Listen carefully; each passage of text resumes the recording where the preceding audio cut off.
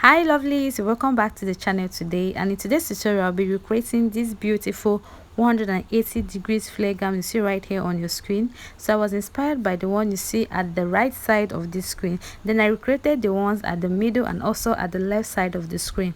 So this particular gown has inseam pockets at the two sides. It has ruffles on the sleeve and on the waist as well. It also has a belt which you can tie whichever way you prefer. So if this sounds like something you're 100% interested in learning how to do, continue watching. Don't also forget to subscribe to my channel. Thank you to my amazing and wonderful subscribers, and if you're yet to subscribe, please kindly do so because it's never going to be a thing of regret. So without much ado, I'll get started with what you have for today.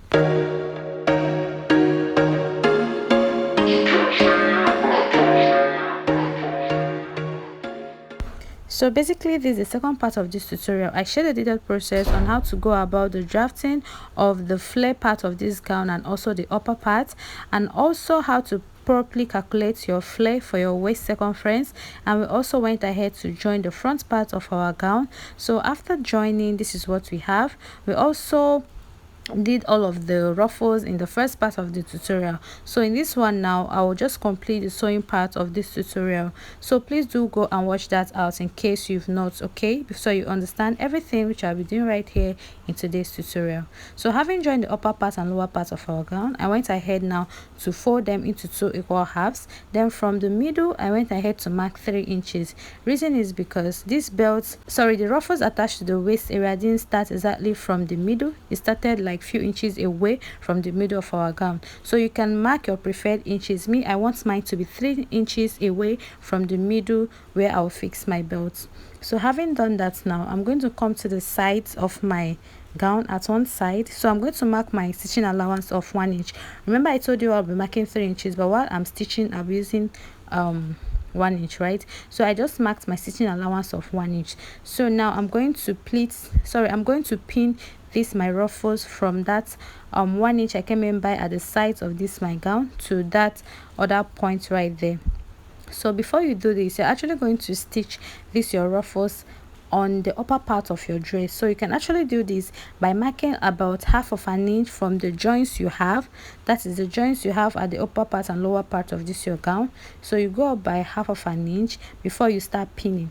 So remember to actually go ahead to draw this a bit, not so much, but make sure that you get a fabric that will be enough. Okay, so as you can see right here, I'm trying to arrange this properly, because you arrange it and make sure that the part you are pinning is actually the part where you stitch with your gather stitch, right? So that is the part you're actually supposed to pin. So you see, as I'm arranging this, ensure that the sides of these ruffles you have doesn't get stitched together with your dress. Okay, so just carefully do this. I took my time to arrange this properly and I pinned before I went ahead to stitch. So remember, from the joints we have, you come up by half of an inch. You have to stitch this on the upper part of your gown. All right, so having done this, now I make sure that I pin from that 1 inch I marked away from the side of my gown to that 3 inches I marked away from the middle of my gown. And next, you can see right here, I went ahead now to pin this. So this is actually how you should do yours. If you feel like you don't want to pin, you can do it directly on sewing machine, but trust me that these pins is going to help you to achieve a very neat finishing at the end of the day. So having done this, now I'm going to run a stitch on top, a normal stitch this time around, not a gather stitch. Okay, so having done that, now I'm going to get this piece which I have right here, which is my facing. I'm going to turn up the neckline area, which is a V neckline, and when I must have done that, I've stitched it. I'll go ahead now and get this red poly fabric, and for the wideness I had about 1 inch, right? So for the length, you're just going to go with any length you think that will be enough to place at the top part of those stitches we made on our ruffles. As you can see from the thumbnail as well, that's what you have right there. So I'm folding the rough edges this way. So I'm going to place it right sides of this piece I have right here on my ruffles. So you're going to like pin it 1/4 of an inch away from the thread you already, or the stitch you have at the center of this your ruffles. Okay, so now go ahead to pin it right sides facing each other this way. So when you get to the end of these ruffles, you are actually going to make your first stitch. So folding both rough edges inside so that you have a neat finishing when you are done. So as you can see right here, I'm pinning. So by the time I pin, I'll flip this over. I'll stitch first of all, and I'll flip this over and fold twice, so you can see what I have right here. And I will now do the last stitch. Okay, so do ensure that you have a neat stitches while you're doing yours. That is the essence of pinning. So I'll repeat this for the both sides of this my gown, and by the time I'm done, I'll show you all what I have. So now here is for the back part of our gown, and I'm just going to get the back part of our upper bodies and the lower part of the back and pin them right sides facing each other. I'm going to stitch them on the waist area using just half of an inch. So I'll do it for the both sides of my gown and also fix my facing and my zipper as well. So I've gone ahead to do this for the front part. I've joined the front part and the back part of my dress, and this is what I have. So for that facing, you're actually going to use a hemming gum inside. Just put a hemming gum inside and iron this for your facing to actually lap to your dress. So I also went ahead to weave, as you can see. So here now is the ruffles I have on my waist area, and this is the back part of this my gown, right? So I'll also arrange the facing letter and iron it and fix my hemming gum underneath my facing so that I can have a neat work. And I also fixed my zipper. This is an invisible open head big zipper. That's what I call this. I don't really know what you refer yours as. So now I faced the back part of my dress right side facing the camera.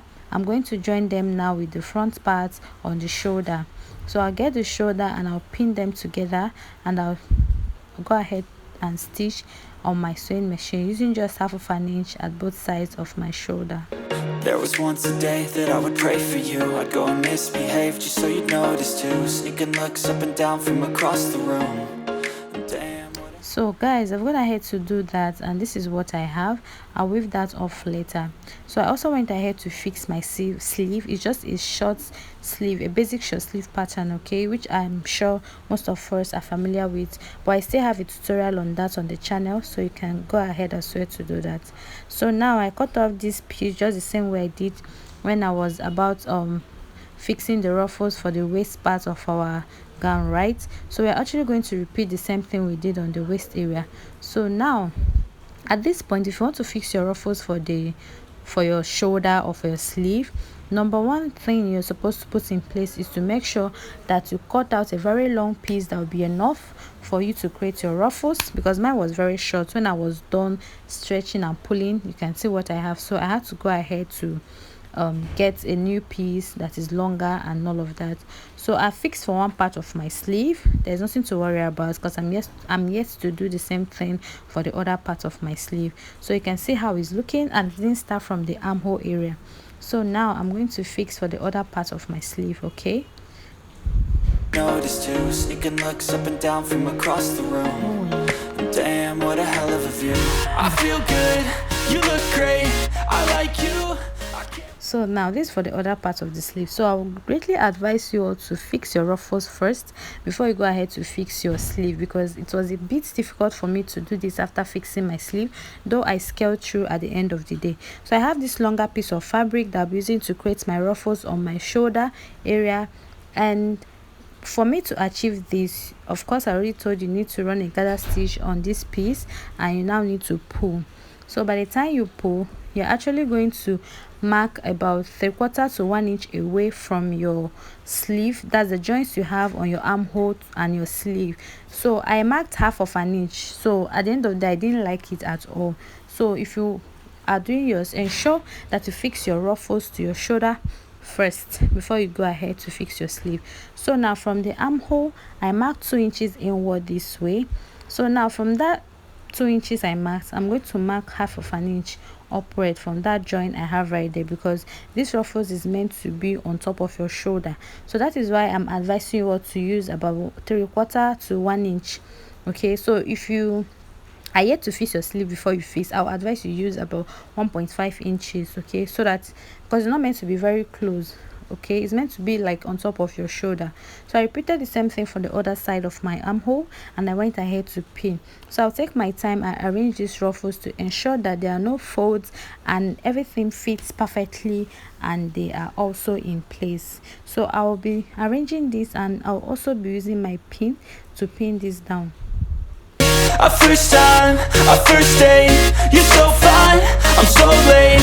You sip wine, I drink straight. So guys, after doing that, you just go ahead and repeat the same thing we did on the waist part of this our gown. So repeat the same thing on the shoulder area. So I just showed you all how to go about the markings. So I've actually gone ahead as well to fix my side pockets for this my gown, and you can see what I have right here. So I'll be dropping a separate detailed tutorial how to go about that. Okay, so after that, after joining our pockets, the next thing is to actually stitch the sides.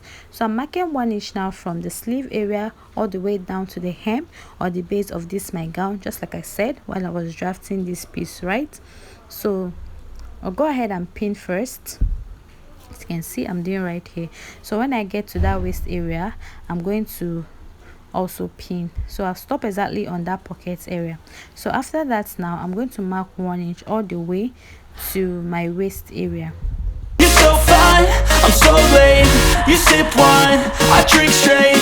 Don't waste time to my place. I feel my heart erase. So catch me if. So when I get at the top part of that my pocket, I'm going to stop marking 1 inch. Then all around this my pocket, I'll go ahead and stitch following the way I'm showing you all to the other side of my pocket using just half of an inch. Then when you get to the ends of your pocket, you are going to also continue with your 1 inch stitching allowance. Okay, so I hope you understood every explanation I give right here. You're going to stitch with 1 inch. So when you get to your pocket, all around you stitch with just half of an inch. So I'm gonna head to do that for the both sides of my gown, and also fixed my sleeve, sorry, my belts at the middle, and you can see what I have right here. So go ahead and give this a very nice ironing and weave this as well, just the same way I've done right here, and you're going to achieve a very perfect and neat finishing, and also the exact same thing which I have right here. So go ahead and also hem the hem of your gown, and you can see what we have right here now, looking all fine. So thank you all so much for watching, and I hope you found this tutorial helpful. And if you are yet to subscribe to my channel, please kindly do so. Repeat everything I've done right here, and you're going to achieve this. Thank you so much for watching. See you all in my next one. Do have a wonderful time ahead of you. Bye. Catch me if I fall.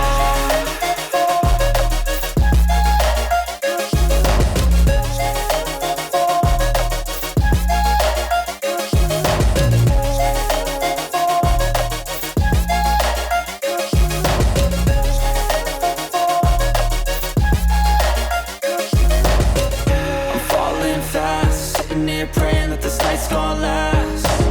You got it all on tap, I'm loving your vibe, always have your back. We like all the same tracks, listen all night in the sheets all black. Said I'm falling fast, don't remember life before you, that's fact. I feel good, you look great, I like you, I can't wait. Our first time, our first date. You're so fine, I'm so late.